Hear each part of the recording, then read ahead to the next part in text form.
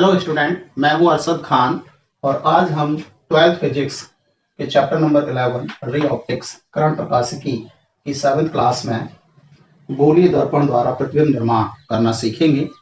Image formation by spherical mirror. गोलीय दर्पणों के द्वारा प्रतिबिंब निर्माण के लिए हमें कम से कम 2 किरणों की आवश्यकता होगी और वो किरणें हम प्रकाश के परावर्तन के नियमों से प्राप्त करेंगे। हम कई प्रकार की किरणें बनाएंगे, उनमें से किन्हीं भी 2 किरणों की सहायता से प्रतिबिंब निर्मित किया जा सकता है। तो कैसे ये किरणें प्राप्त होती हैं इसकी बात करते हैं।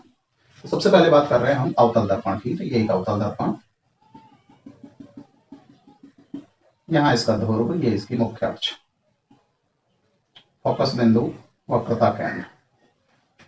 तो मुख्य अक्ष के समांतर जो प्रकाश किरणें दर्पण पर आपतित होंगी वो दर्पण पर टकराने के बाद फोकस बिंदु से गुजरेंगी। फोकस बिंदु की परिभाषा में भी हमने ये देखा था। ऐसा क्यों है कि जो प्रकाश किरण बिंदु O पर आपतित हुई है, अगर यहाँ पर हम अभिलंब ड्रॉ करें, ये स्पर्श रेखा के रूप में तल, और इसकी त्रिज्या जो है वो त्रिज्या और स्पर्श रेखा लंबवत होती है, अभिलंब को दर्शाएगी। तो इसके किसी भी बिंदु को C से मिला दें तो वो अभिलंब को प्रदर्शित करता है त्रिज्या के रूप में। तो जितना आपतन कोण बना उतना ही परावर्तन कोण बना। तो पहली किरणें क्या है? मुख्य अक्ष के समांतर आने वाली प्रकाश किरणें दर्पण पर टकराने के बाद फोकस बिंदु से गुजरती हैं।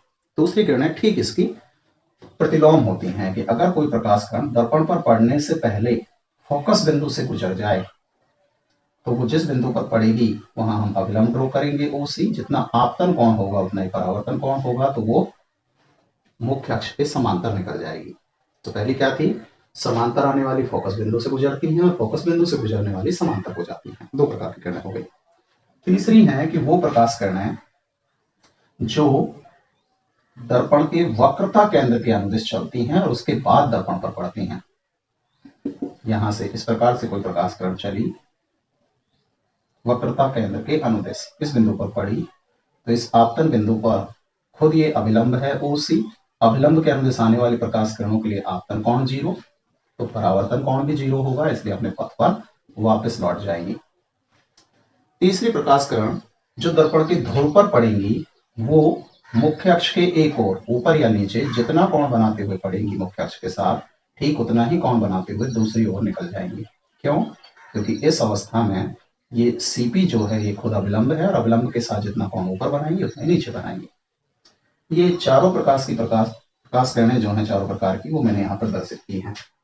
मुख्य अक्ष के समांतर आई 1 के रूप में, परावर्तित होकर फोकस बिंदु से गुजर गई 1' के रूप में, फोकस बिंदु से गुजरी 2 के रूप में और परावर्तित होकर समांतर हो गई 2' के रूप में, वक्रता केंद्र से गुजरी 3 के रूप में और लौटकर अपने पथ पर वापस आ गई 3' के रूप में, और दर्पण के ध्रुव पर मुख्य अक्ष के ऊपर पड़ी थीटा कोण बनाते हुए 4 के रूप में और नीचे निकल गई अगेन थीटा कोण बनाते हुए 4' के रूप में। इन 4 किरणों में से किन्हीं भी 2 किरणों से हम प्रतिबिंब निर्माण कर सकते हैं जो वहां उपलब्ध होंगे। ये ठीक इसी प्रकार की किरणें हमारी उत्तल दर्पण के लिए निर्मित होती हैं। उत्तल दर्पण की भी हमने फोकस बिंदु की परिभाषा में पढ़ा था कि वो प्रकाश किरणें जो मुख्य अक्ष के समांतर जाती हैं वो ऐसे लौटती हैं कि फोकस बिंदु से आती हुई प्रतीत होती हैं। इसकी वजह भी क्या थी कि जो समांतर किरणें जाएंगी आपतन बिंदु O पर पड़ेंगी, उनके लिए अगर हमें अभिलंब बनाना है तो वक्रता केंद्र C से मिलाना पड़ेगा, यह अभिलंब का कार्य करेगा। जितना कोण बनाते हुए आपतित होंगी उतना ही कोण बनाते हुए परावर्तित हो जाएंगी। तो ये ऐसे प्राप्त होगी कि F से आती हुई प्राप्त होंगी, आभासी रूप से F से आती हुई प्रतीत होंगी। ये आपतित किरण, ये परावर्तित किरण। तो समांतर किरणें क्या करेंगी? फोकस बिंदु से आती हुई प्रतीत होंगी। दूसरी इसके अपोजिट वो प्रकाश किरणें जो फोकस बिंदु के अनुदिश आ रही थी वो दर्पण पर टकराने के बाद मुख्य अक्ष के समांतर हो जाएगी। तीसरी किरणें जो वक्रता केंद्र के अनुदिश जाती, दर्पण पर टकराने के बाद अपने पथ पर वापस लौट आती हैं। क्यों? क्योंकि ये खुद OC जो है वो अभिलंब है और इस अवस्था में अभिलंब के अनुदिश जाने पर I बराबर 0, तो परावर्तन कोण R बराबर भी 0 होगा। और चौथी प्रकाश किरणें हैं कि जो ध्रुव पर पड़ेंगी मुख्य अक्ष के एक ओर अगर थीटा कोण बनाएंगी तो दूसरी ओर भी थीटा कोण बनाते हुए निकल जाएंगी, क्योंकि मुख्य अक्ष खुद अभिलंब है और अभिलंब के साथ एक ओर जितना कोण बनेगा दूसरी ओर भी उतना ही निर्मित होगा। ये किरणें यहाँ प्रदर्शित की गई हैं। समांतर किरण फोकस बिंदु के अनुदिश आती हुई प्रतीत हुई, फोकस बिंदु के अनुदिश जाने वाली समांतर हो गई, वक्रता केंद्र के अनुदिश जाने वाली अपने पथ पर वापस लौट आई और मुख्य अक्ष के ऊपर ध्रुव पर पड़ने वाली थीटा कोण बनाते हुए पड़ी, मुख्य अक्ष के नीचे थीटा कोण बनाते हुए ही निकल गई। अगर इन 4 किरणों से कोई भी 2 किरणें उपलब्ध होने पर हम प्रतिबिंब निर्माण कर सकते हैं। अब कैसे करते हैं प्रतिबिंब निर्माण, वो सबसे पहले देखते हैं अवतल दर्पण के लिए कि हम वस्तु को कहाँ कहाँ रख सकते हैं और कहाँ उसका प्रतिबिंब प्राप्त होगा। तो सबसे पहले वस्तु की स्थितियां जान लेते हैं। तो ये हमारा अवतल दर्पण, ये इसकी परावर्तक सतह है अंदर की ओर दबी हुई, ये उसकी मुख्य अक्ष, ध्रुव, वक्रता केंद्र, फोकस बिंदु और कहीं अत्यधिक दूरी पर अनंत। तो हम वस्तु को दर्पण के सामने कहीं भी रख सकते हैं, इधर नहीं रख सकते क्योंकि इधर की ओर लेपिंग की हुई है। तो हम P से लेकर अनंत के मध्य कहीं भी वस्तु को रख सकते हैं। तो अगर वस्तु अत्यधिक दूर होगी तो हम कहेंगे अनंत पर है। अगर वो मापन योग्य दूरी पर होगी C से परे तो हम कहेंगे C से परे या अनंत और C के मध्य है। अगर वो खुद वक्रता केंद्र पर होगी तो हम कहेंगे C पर। अगर वो वक्रता केंद्र और फोकस बिंदु के बीच में कहीं होगी तो हम कहेंगे C और F के मध्य है। अगर फोकस बिंदु पर होगी तो F पर, और अगर फोकस बिंदु और ध्रुव के बीच में कहीं होगी तो F एंड P के मध्य है। तो 6 स्थितियां होती हैं। पहली अनंत पर, दूसरी अनंत और C के मध्य है, तीसरी C पर, चौथी C और F के मध्य है, पांचवी F पर और छठी F एंड P के मध्य है। इधर हम रख ही नहीं सकते। इन 6 स्थितियों में हम प्रतिबिंब निर्माण कर सकते हैं। कैसे करते हैं, 1 बाय 1 पढ़ते हैं। तो सबसे पहले मैं दूसरी स्थिति से स्टार्ट कर रहा हूं, फिर वापस 1 पर चलेंगे। तो ये हमारा दर्पण, इसका ध्रुव, इसका फोकस बिंदु, इसका वक्रता केंद्र और यहाँ कहीं अनंत। वस्तु रखी है C से परे यानी कि अनंत और C के मध्य।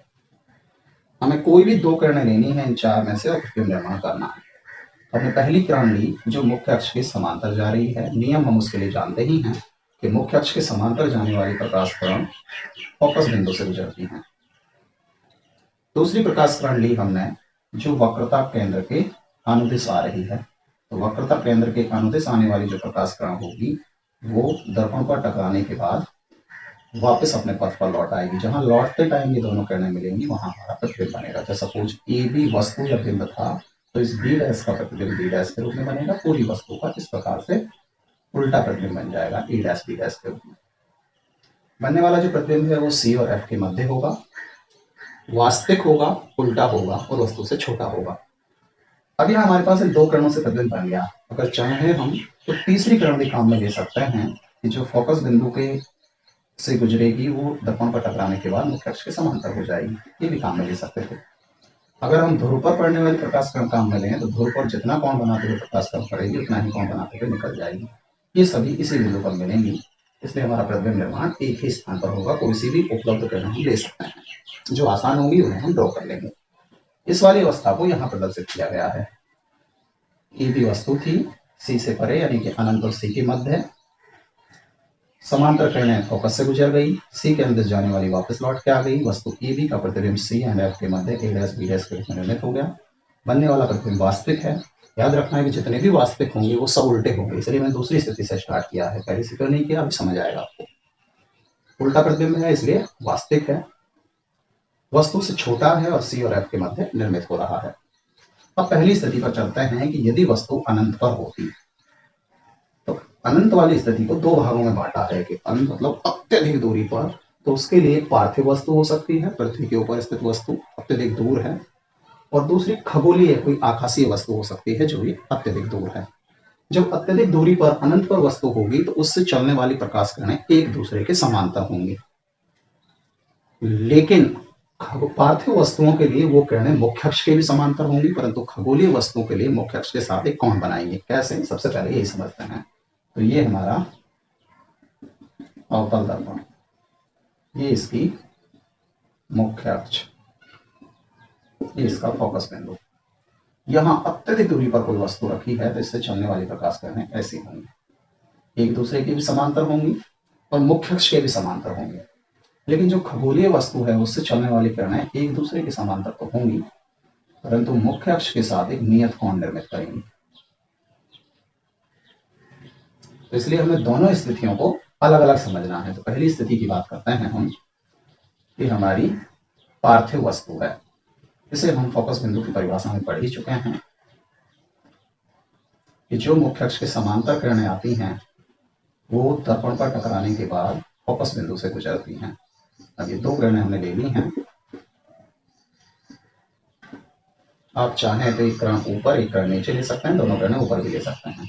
तो मुख्य अक्ष के समांतर आई, फोकस बिंदु से गुजरी, मुख्य अक्ष के समांतर आई, फोकस बिंदु से गुजरी। यहाँ हमारा प्रतिबिंब निर्माण हो गया। बनने वाला प्रतिबिंब वास्तविक है, और वास्तविक के लिए मैंने बोला था उल्टा है। हालांकि यह बिंदु आकार का है और बिंदु को हम उल्टा और सीधा नहीं कह पाते, लेकिन इसीलिए मैंने पहले दूसरी स्थिति को समझाया था कि जो भी वास्तविक होंगे वो सब कैसे होंगे, उल्टे होंगे। तो बनने वाला प्रतिबिंब वास्तविक होगा, उल्टा होगा, फोकस प्रतिबिंब बनेगा। अगर हम किसी स्थिति के लिए अनंत पर ही खगोलीय वस्तु की बात करें तो उससे चलने वाली प्रकाश किरणें एक दूसरे के समांतर तो होंगी, लेकिन मुख्य अक्ष के साथ कौन बनाएंगी। तो मैंने दो किरणें ले रखी हैं, एक जो F से गुजरी समांतर हो गई, और दूसरी जो C से गुजरी अपने पथ पर वापस लौट आई। दोनों किरणें जहां मिली वहां प्रतिबिंब निर्माण हुआ। बनने वाला प्रतिबिंब अभी भी फोकस बिंदु पर ही बना है, अभी भी उल्टा और वास्तविक बना है, लेकिन अब इसका आकार जो है वो बिंदु आकार का नहीं है, लेकिन वस्तु से अत्यधिक छोटा है। आप चाहें तो इसी में इनके समांतर ये किरण भी ले सकते हैं जो ध्रुव पर पड़ी। ध्रुव पर पड़ने वाली प्रकाश किरण जितना कोण बनाएगी उतना ही कोण बनाते हुए निकलेगी, तो ये भी यहीं से निकलेगी। कोई सी भी किरण लेकर आप प्रतिबिंब निर्माण कर सकते हैं। अवतल दर्पण के लिए तीसरी स्थिति की बात करते हैं कि जब वस्तु वक्रता केंद्र पर रखी हो। ये वस्तु है AB, इसके लिए भी हमने दो किरणें ड्रॉ की। मुख्य अक्ष के समांतर जाने वाली किरणें फोकस बिंदु से गुजर गई, और फोकस बिंदु के अनुदिश जाने वाली प्रकाश किरणें मुख्य अक्ष के समांतर हो गई। जहां दोनों किरणें मिली वहां प्रतिबिंब बना। वस्तु AB के रूप में वक्रता केंद्र पर रखी थी, प्रतिबिंब भी A', B' के रूप में वक्रता केंद्र पर ही बना। बनने वाला जो प्रतिबिंब है वो वस्तु के समान आकार का होगा, वास्तविक होगा, उल्टा होगा और C पर ही बनेगा। इसके लिए भी हम P पर पड़ने वाली प्रकाश किरण ले सकते हैं कि जो प्रकाश किरण P पर पड़ेगी वो जितना कोण बनाते हुए आपतित होगी, ठीक उतना ही कोण बनाते हुए परावर्तित होगी। ये भी इसी बिंदु से गुजरेगी। इसके आधार पर भी हम प्रतिबिंब रचना कर सकते हैं। कोई भी दो किरणें लेकर प्रतिबिंब निर्माण किया जा सकता है। चौथी स्थिति की बात करते हैं कि वस्तु वक्रता केंद्र और फोकस बिंदु के मध्य स्थित है AB के रूप में। तो मुख्य अक्ष के समांतर जो चलने वाली किरण है वो फोकस बिंदु से गुजर गई। ध्रुव पर पड़ने वाली किरणें जितना कोण बनाते हुए आपतित हुई, ठीक उतना ही कोण बनाते हुए परावर्तित हो गई। जहां ये दोनों मिली वहां प्रतिबिंब बना। बनने वाला प्रतिबिंब अभी भी उल्टा और वास्तविक है, C से परे है, यानी कि C और M के मध्य है, परंतु अब ये वस्तु की तुलना में बड़े आकार का है। इन तीन स्थितियों में यहाँ बराबर बन रहा था, यहाँ छोटा था, इसमें अत्यधिक छोटा और इसमें भी छोटा था, लेकिन यहाँ प्रतिबिंब कैसा बन गया है, बड़ा बन गया है। अगली पांचवी स्थिति की बात करते हैं कि जब वस्तु खुद फोकस बिंदु पर रखी हुई है AB के रूप में, तो मुख्य अक्ष के समांतर चलने वाली प्रकाश किरणें फोकस बिंदु से गुजर गई। P पर पड़ने वाले किरणों ने जितना ऊपर कोण बनाया उतना ही नीचे कोण बनाया। इस अवस्था में दोनों परावर्तित किरणें एक दूसरे के समांतर प्राप्त होंगी। समांतर प्रकाश किरणें आसानी से नहीं मिलती हैं, लेकिन हम कह सकते हैं कि माना ये घनत्व रूप से अनंत पर जाकर मिलेंगी। जितना दूर जाती जाएंगी उतना ही प्रतिबिंब का आकार बढ़ता जाएगा। तो बनने वाला प्रतिबिंब अनंत पर बनेगा, अत्यधिक बड़ा होगा, अनंत आकार का होगा, लेकिन अभी भी वो वास्तविक होगा एवं उल्टा होगा। और छठी स्थिति है कि अगर वस्तु फोकस बिंदु और ध्रुव के बीच में स्थित हो, तो ऐसी अवस्था में वस्तु AB, F और P के बीच रखी है। समांतर किरणें फोकस बिंदु से गुजरी। P पर पड़ने वाली किरणों ने जितना कोण आपतन के रूप में बनाया उतना ही परावर्तन के रूप में। अब ये किरणें त्रियक हो गई हैं, समांतर भी नहीं रही हैं। इधर इनके मध्य दूरी बढ़ रही है, इधर ये कभी मिल नहीं सकती, इसलिए हमने आभासी रूप से पीछे बढ़ाकर देखा, तो ये इस बिंदु से आती हुई प्रतीत हुई, यानी कि B का प्रतिबिंब B' के रूप में, यानी कि वस्तु AB का प्रतिबिंब A', B' के रूप में बना। बनने वाला प्रतिबिंब दर्पण के पीछे है, आभासी है, हम इसे स्पर्श नहीं कर सकते। सीधा है, जितने भी आभासी होंगे वो सब सीधे होंगे। आभासी है, सीधा है और वस्तु से बड़ा प्राप्त हो रहा है। ये थे हमारे पास 6 स्थितियों के लिए अवतल दर्पण के प्रतिबिंब। इनमें से पहली जो अनंत वाली अवस्था है, अनंत पर वस्तु होने पर F पर बनना, वो इस पांचवी अवस्था की ठीक उल्टी है। जब वस्तु अनंत पर थी तो प्रतिबिंब F पर, यहाँ F पर है तो अनंत पर। ऐसे ही दूसरी और चौथी एक दूसरे की प्रतिलोम है। जब वस्तु C एंड F के मध्य थी तो प्रतिबिंब वस्तु अनंत और C के मध्य है तो प्रतिबिंब C एंड F के मध्य है। यहाँ वस्तु C एंड F के मध्य है तो प्रतिबिंब C एंड अनंत के मध्य बनेगा। इसमें वस्तु खुद C पर, प्रतिबिंब भी C पर बनेगा।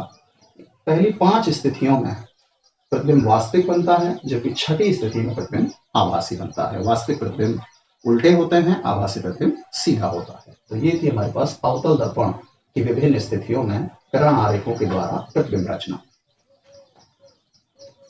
अब बात करते हैं हम उत्तल दर्पण के द्वारा प्रतिबिंब निर्माण की। तो उत्तल दर्पण के लिए स्थितियां जानते हैं। तो ये इसकी मुख्य अक्ष, ध्रुव, फोकस बिंदु, वक्रता केंद्र। हमारे अधिकांश बिंदु इधर हैं जिधर लेपिंग है। परावर्तक सतह की ओर केवल 2 बिंदु हैं, ध्रुव और अत्यधिक दूरी पर अनंत।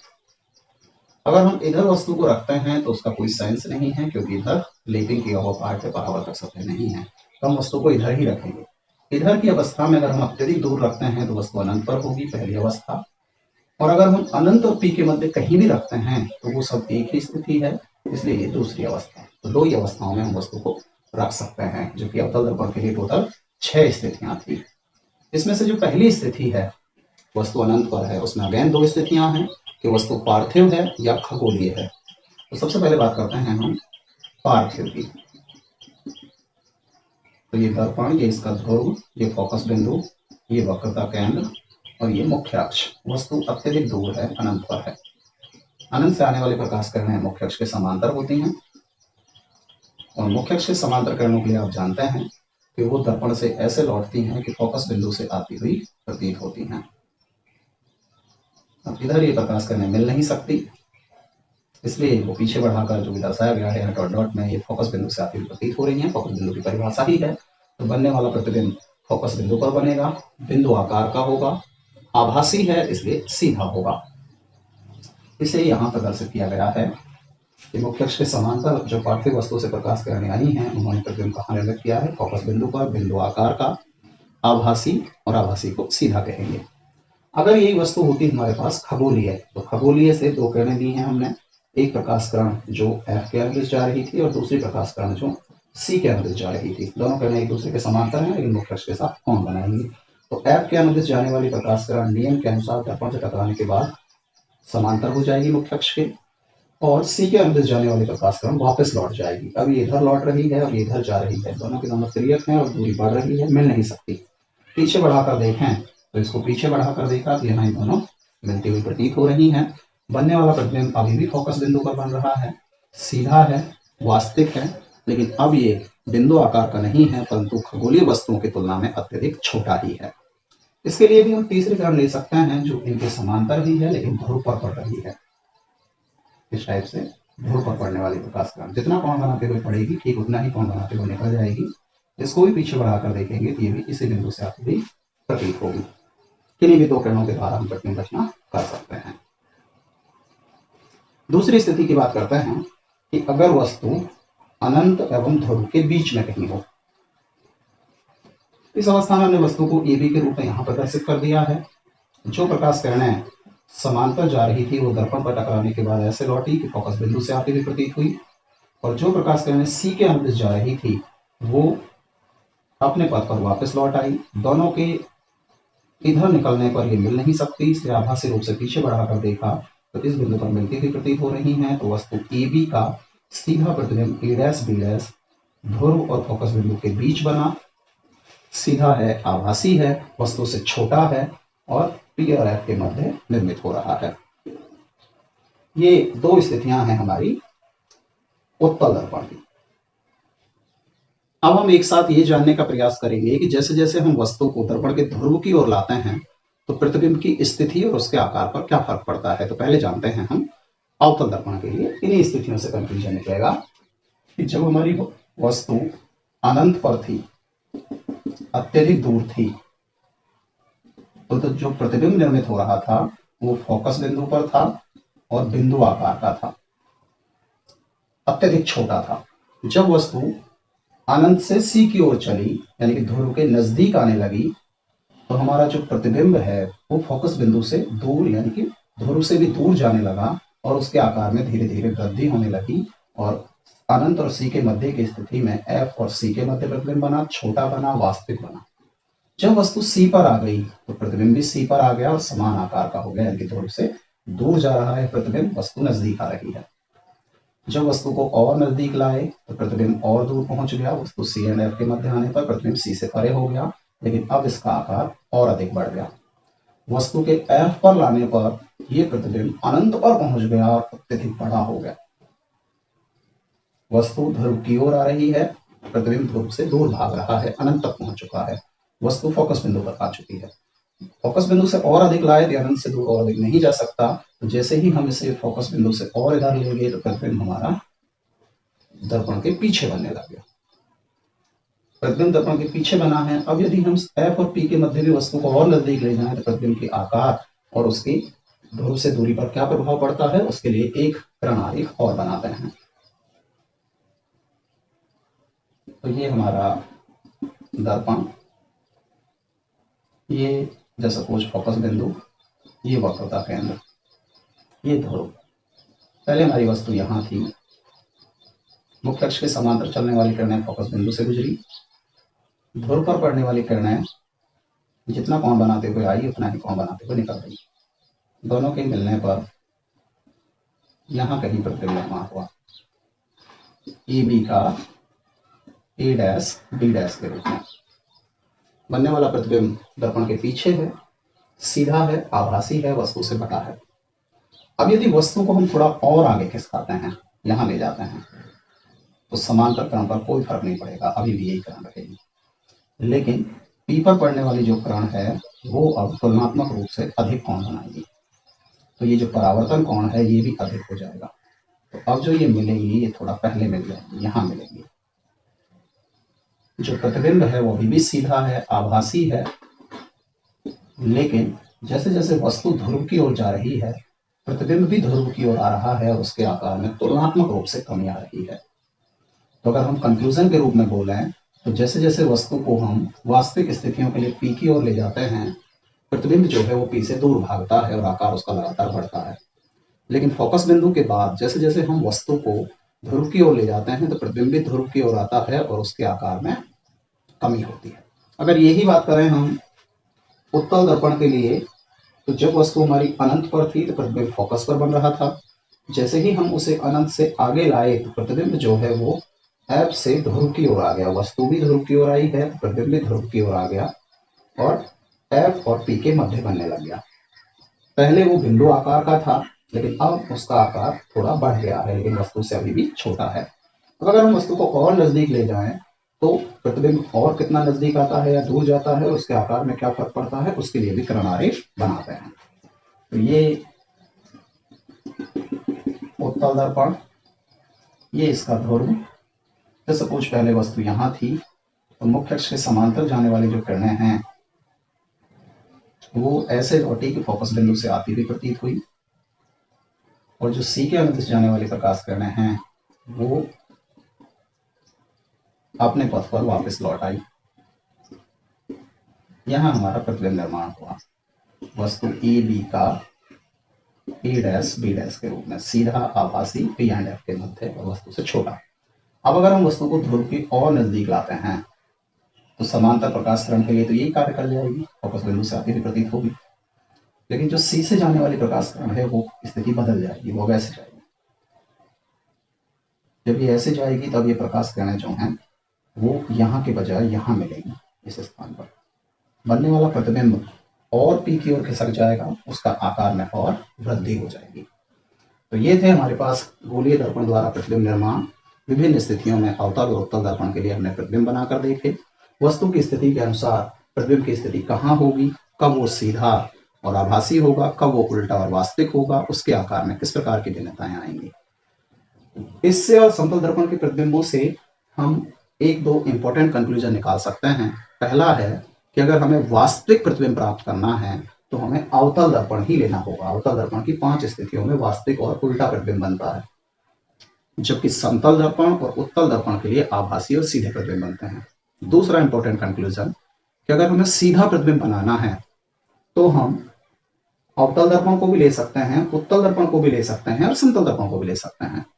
लेकिन तीसरा और इस वाले से भी इंपॉर्टेंट है कि अगर हमें समान आकार का बनाना है सीधा प्रतिबिंब आभासी तो हम समतल को लेंगे, छोटे आकार का बनाना है तो हम उत्तल को लेंगे, लेकिन अगर बड़े आकार का बनाना है तो केवल एक ही ऑप्शन है और वो हम किसको लेंगे, अवतल दर्पण को लेंगे, जो उसकी छठी अवस्था है कि वस्तु को पी और एफ के मध्य रखा जाए। तो ये थे गोलीय दर्पणों के द्वारा प्रज्वलन निर्माण की व्याख्या। उम्मीद करते हैं आपको समझ आया होगा। धन्यवाद। अगर आपको वीडियो पसंद आया हो तो इसे लाइक कीजिए, अपने दोस्तों के साथ इसे शेयर कीजिए। FMC फिजिक्स क्लासेज चैनल को सब्सक्राइब कीजिए ताकि आप इसी प्रकार के अन्य वीडियो इस चैनल पर देख सकें। बेल आइकन दबाइए ताकि नए वीडियो का नोटिफिकेशन आपको सबसे पहले मिल सके। धन्यवाद।